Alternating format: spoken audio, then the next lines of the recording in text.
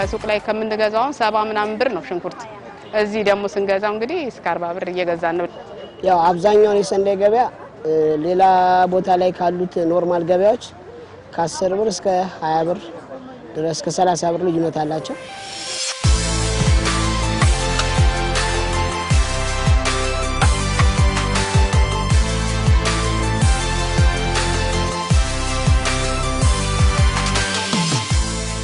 የእሁድ ገበያ መዘጋጀቱ ከትራንስፖርት ከምናምን ሁሉ አሁን በጣም ልዩነቱ ድነናል ማለት ነው። በአካባቢያችን እንገዛለን ማለት ነው። ገበያችሁ በጣም ደስ ይላል።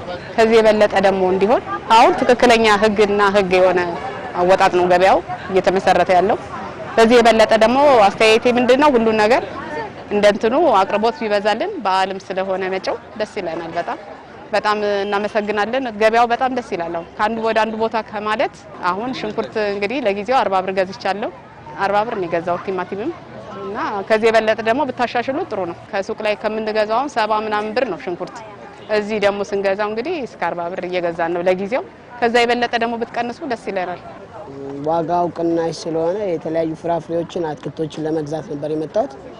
ያው አብዛኛው የሰንዴ ገበያ ሌላ ቦታ ላይ ካሉት ኖርማል ገበያዎች ከ10 ብር እስከ 20 ብር ድረስ እስከ 30 ብር ልዩነት አላቸው። ያለው ሁኔታ ጥሩ ነው።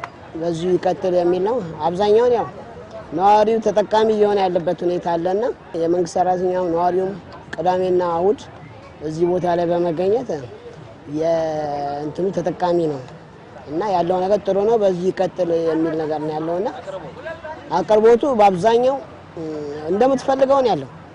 መርጠነው ጥራትም ከጥራት ጋር ነው አቅርቦቱ ያለውና በዚህ ይቀጥል። ቀጣይም ያው መጪው በዓል ነው። እዛ ላይም በእንደዚሁም ባለው ሁኔታ ቢቀጥል የሚል ነገር ነው። ጥሩ ነገር ነው ያለው።